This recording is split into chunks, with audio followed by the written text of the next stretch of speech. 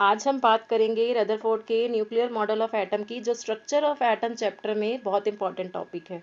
दो डिस्कवरी करी रदरफोर्ड जी ने, एक तो करी न्यूक्लियस की और दूसरी करी प्रोटॉन की। प्रोटॉन की जो डिस्कवरी का क्रेडिट है वो रदरफोर्ड जी को ही जाता है। ये आगे की हायर क्लासेस में आपको बताया जाएगा कि जो कैनाल रेज हैं वो प्रोटॉन नहीं था। ग्रेट साइंटिस्ट थे ये, इन्होंने कई सारे एक्सपेरिमेंट्स किए। रदरफोर्ड ने गोल्ड फॉयल एक्सपेरिमेंट जब किया उसके बाद उन्होंने कुछ कंक्लूजन्स दिए थे। सबसे पहले उन्होंने बताया एटम का ज़्यादातर हिस्सा क्या होता है, एम्प्टी रहता है। Most of the atom is empty space. फिर उन्होंने कहा कि एटम के सेंटर में एक small dense positively charge nucleus present होता है और एटम का लगभग सारा मास जो है वो न्यूक्लियस के अंदर होता है। Every atom has a small dense positively charge centre called the nucleus. Almost the entire mass of the atom is present inside the nucleus.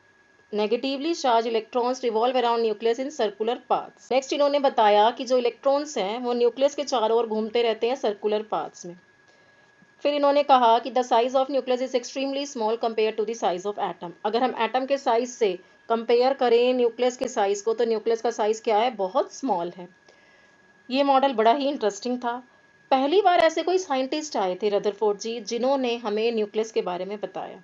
देखो इस डायग्राम में सेंटर में जो है ये dense small positively charge nucleus है और ये क्या दिखाए हुए हैं, नेगेटिवली चार्ज इलेक्ट्रॉन्स दिखाए हुए हैं जो कि सर्कुलर पाथ्स में न्यूक्लियस के चारों तरफ घूम रहे हैं। ये था रदरफोर्ड जी का nuclear model of atom. Rutherford के इस मॉडल को प्लैनेटरी मॉडल भी कहते हैं। न्यूक्लियस जो है वो सन की तरह है और जो इलेक्ट्रॉन्स है वो क्या है, प्लैनेट्स की तरह।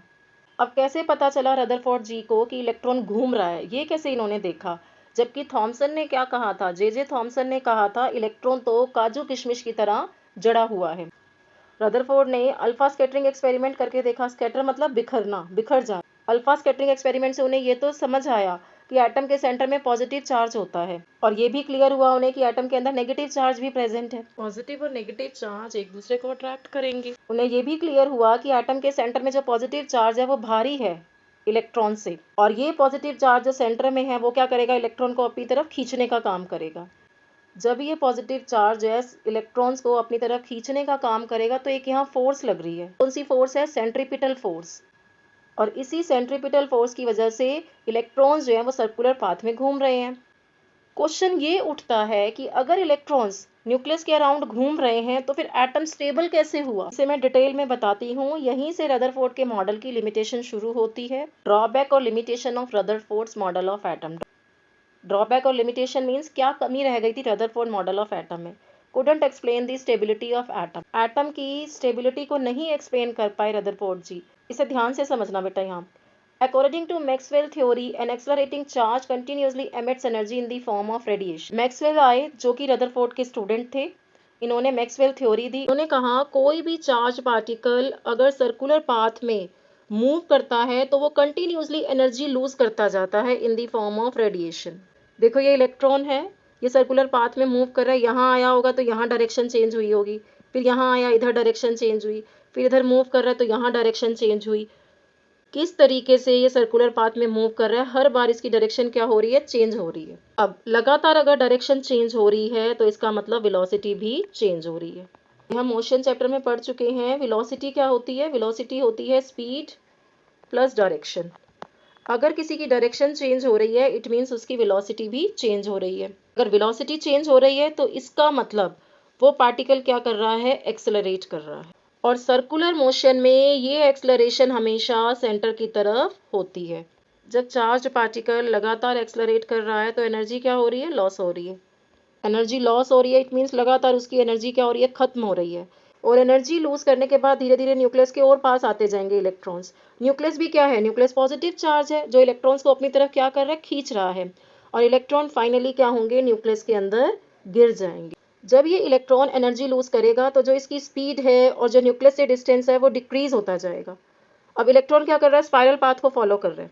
स्पाइरल पाथ को फॉलो करता हुआ न्यूक्लियस के बहुत पास आएगा और फाइनली न्यूक्लियस के अंदर गिर जाएगा। अगर ऐसा होता है तो एटम कोलैप्स कर जाएगा। इट मीन्स एटम क्या हो जाएगा, खत्म हो जाएगा। और स्टेबिलिटी क्या हो जाएगी, खत्म हो जाएगी। एटम एग्जिस्ट नहीं करेगा। एटम एग्जिस्ट नहीं करेगा तो कोई भी मैटर भी एग्जिस्ट नहीं करेगा, हम एग्जिस्ट नहीं करेंगे, कुछ भी एग्जिस्ट नहीं करेगा। लेकिन रियलिटी में तो ऐसा होता ही नहीं।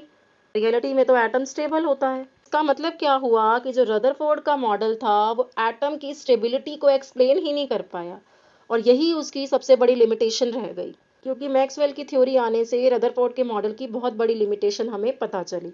According to Maxwell theory an accelerating charge particle add करना बेटा, ये मैं भूल गई लिखना यहाँ।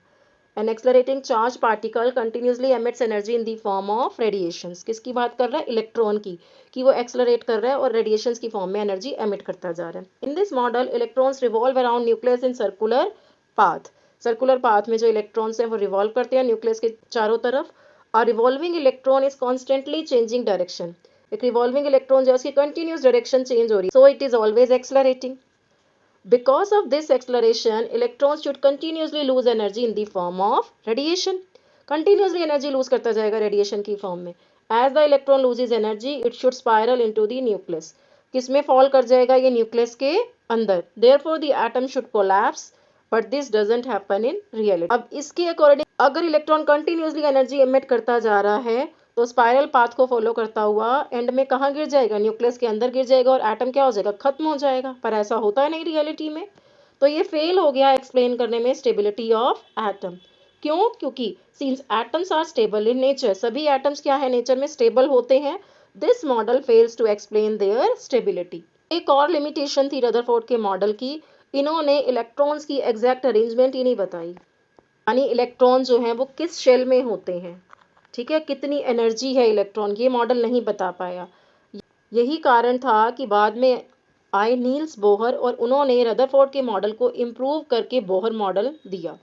बोहर ने एक्सप्लेन किया था कि इलेक्ट्रॉन्स जो हैं वो फिक्स्ड एनर्जी ऑर्बिट्स में मूव करते हैं, और जब इन ऑर्बिट्स में मूव करते हैं तो वो एनर्जी लूज नहीं करते, so they don't fall into nucleus. ये हम नेक्स्ट वीडियो में पढ़ेंगे।